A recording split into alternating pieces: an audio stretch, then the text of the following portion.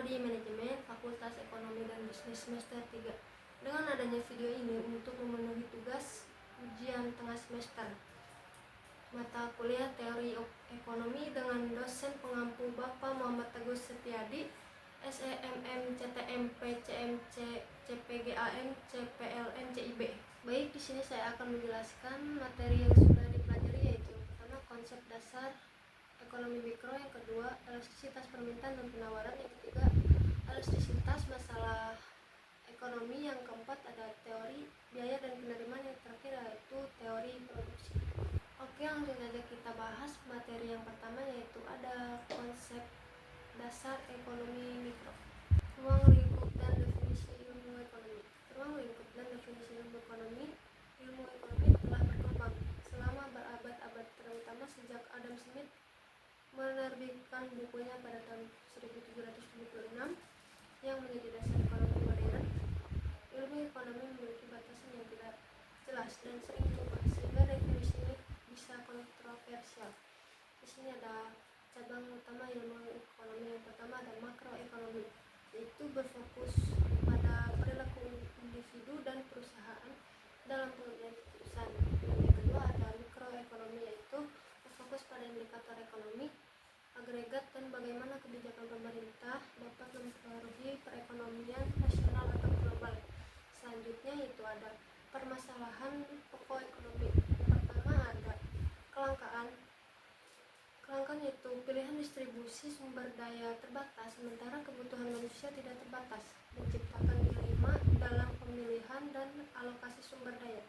Yang kedua ada pilihan.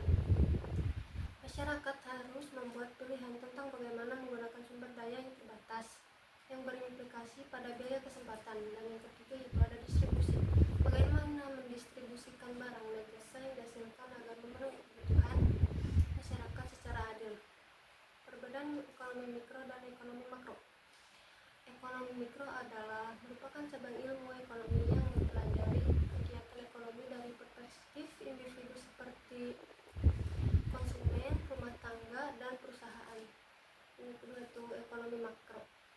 Ekonomi makro merupakan cabang ilmu ekonomi yang mempelajari tentang perekonomian secara keseluruhan, termasuk kinerja pelaku dan proses pengambilan keputusan ekonomi di tingkat nasional. Nah, di sini ada kesimpulannya ya.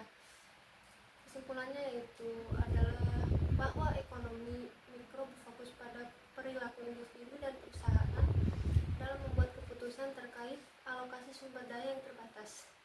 Konsep utama yang dibahas dalam ekonomi mikro meliputi penawaran dan permintaan, elastisitas, teori produksi, biaya, struktur pasar, seperti persaingan, sempurna, monopoli, dan oligopoli, serta distribusi pendapatan. Ekonomi mikro bertujuan untuk memahami bagaimana keputusan-keputusan tersebut mempengaruhi harga, produksi, dan distribusi barang dan jasa dalam perekonomian. Langsung saja kita ke materi yang kedua, yaitu ada elastisitas permintaan dan penawaran. Pengertian elastisitas. Elastisitas adalah ukuran yang menunjukkan seberapa besar respons suatu variabel terhadap perubahan variabel lain. Elastisitas permintaan. Pengertian elastisitas permintaan adalah ukuran respons permintaan terhadap perubahan harga barang.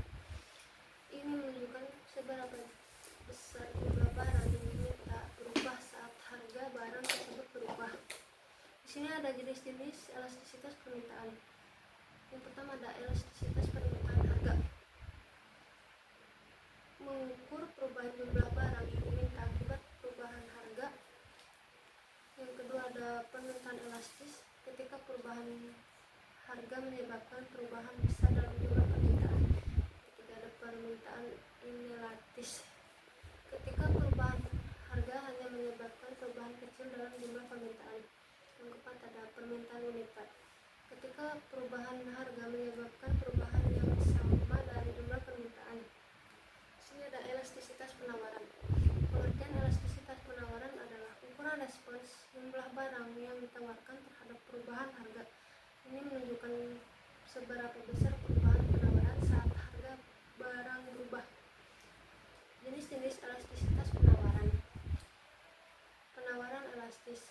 ketika perubahan harga menyebabkan perubahan besar dalam jumlah penawaran. Penawaran inelastis, ketika perubahan harga hanya menyebabkan perubahan kecil dalam jumlah penawaran. Penawaran uniter, ketika perubahan harga menyebabkan perubahan yang sama dalam jumlah penawaran. Sini ada faktor-faktor yang mempengaruhi elastisitas. Elastisitas permintaan dipengaruhi oleh ketersediaan barang pengganti proporsi pendapatan yang dihabiskan untuk barang tersebut dan jangka waktu. Elastisitas penawaran dipengaruhi oleh fleksibilitas produksi, waktu penyesuaian, dan ketersediaan sumber daya produksi. Pentingnya elastisitas dalam ekonomi. Sini ada yang pertama ya, membantu dalam menetapkan harga optimal agar tidak terjadi penurunan jumlah permintaan atau penawaran yang drastis. Yang kedua ada membantu pemerintah dalam mengimplementasikan kebijakan pajak dan subsidi serta dalam membuat prediksi dan keputusan di pasar. Dengan memahami elastisitas permintaan dan penawaran, mengambil keputusan di pasar dapat mengantisipasi dampak dari perubahan harga terhadap jumlah barang yang diminta atau ditawarkan sehingga dapat membuat kebijakan yang lebih tepat dan efektif. Kesimpulannya adalah elastisitas permintaan dan penawaran memberikan gambaran penting tentang respons pasar terhadap perubahan harga. Barang yang lebih elastis cenderung memiliki banyak alternatif atau waktu untuk penyesuaian, sementara barang yang inelastis cenderung tidak bisa dengan mudah disesuaikan baik oleh konsumen maupun produsen. Selanjutnya materi yang keempat yaitu teori biaya dan penerimaan. Pengertian teori biaya dan penerimaan adalah konsep penting dalam ekonomi dan manajemen yang berfokus pada analisis biaya dan pendapatan dalam pengambilan keputusan. Teori biaya berkaitan dengan pengukuran dan analisis semua biaya yang dikeluarkan dalam proses produksi. Di sini dibagi menjadi 3 kategori, yaitu biaya tetap, biaya yang tidak berubah dengan jumlah produksi seperti sewa dan gaji tetap. Yang kedua yaitu biaya variabel, biaya yang berubah seiring dengan jumlah produksi seperti bahan baku dan upah lembur. Yang ketiga yaitu biaya total, jumlah dari biaya tetap dan biaya variabel. Sini ada teori penerimaan. Teori penerimaan berfokus pada pendapatan yang diperoleh dari penjualan barang atau jasa. Hal-hal yang diperhatikan dalam teori ini meliputi pendapatan total, jumlah total yang diterima dari penjualan dihitung sebagai harga per unit dikalikan dengan jumlah unit yang terjual. Pendapatan marginal, pendapatan tambahan yang diperoleh penjualan satu unit tambahan. Elasticity of demand, mengukur seberapa sensitif permintaan terhadap perubahan harga yang mempengaruhi penerimaan. Selanjutnya yaitu hubungan antara biaya dan penerimaan. Dalam pengambilan keputusan bisnis, penting untuk mempertimbangkan hubungan antara biaya dan penerimaan. Analisis break-even point, di mana total biaya sama dengan total penerimaan, membantu perusahaan menentukan jumlah minimum yang harus dijual untuk tidak menjalani kerugian. Selanjutnya itu ada tujuan dari teori biaya dan penerimaan. Yang pertama yaitu ada optimalisasi kebutuhan produksi, yang kedua ada analisis profitabilitas, yang ketiga ada pengendalian biaya, yang keempat ada penetapan harga, yang kelima perencanaan dan anggaran, yang keenam ada evaluasi kerja, yang ketujuh ada strategi pemasaran. Di sini ada prinsip biaya. Yang pertama yaitu biaya marginal, fokus pada biaya tambahan untuk memproduksi satu unit ekstra yang membantu dalam keputusan produksi dan penetapan harga. Yang kedua ada biaya tetap vs biaya variabel, memahami perbedaan antara biaya tetap yang tidak berubah dan biaya variabel yang tergantung pada tingkat produksi. Yang ketiga yaitu ada biaya kesempatan, mempertimbangkan apa yang hilang dari sumber daya yang digunakan untuk suatu pilihan yang penting dalam pengambilan keputusan. Yang keempat ada skala ekonomi, menggunakan prinsip ini untuk mengurangi biaya per unit dengan meningkatkan volume produksi. Yang kelima adalah analisis break even, menentukan titik di mana total biaya sama dengan Total penerimaan membantu perusahaan memahami risiko dan potensi keuntungan. Selanjutnya ada prinsip penerimaan. Yang pertama ada pendapatan total, menghitung total pendapatan dari penjualan untuk memahami potensi pendapatan yang dihasilkan. Yang kedua ada pendapatan marginal, memperhatikan tambahan pendapatan yang dihasilkan dari menjual 1 unit tambahan yang penting untuk keputusan produksi. Yang ketiga elastisitas permintaan, memahami bagaimana perubahan harga mempengaruhi jumlah permintaan yang membantu dalam strategi penetapan harga. Yang keempat strategi penetapan harga, menggunakan informasi tentang biaya dan permintaan untuk menetapkan harga yang optimal agar dapat bersaing di pasar. Yang kelima ada diversifikasi produk, menilai potensi penerimaan dan produk baru untuk mengurangi risiko dan meningkatkan pendapatan. Di sini ada contoh biaya dan penerimaan. Pertama ada biaya produksi, yang kedua ada biaya operasional, yang ketiga ada biaya pemasaran, yang keempat ada biaya administrasi. Di sini ada penerimaan.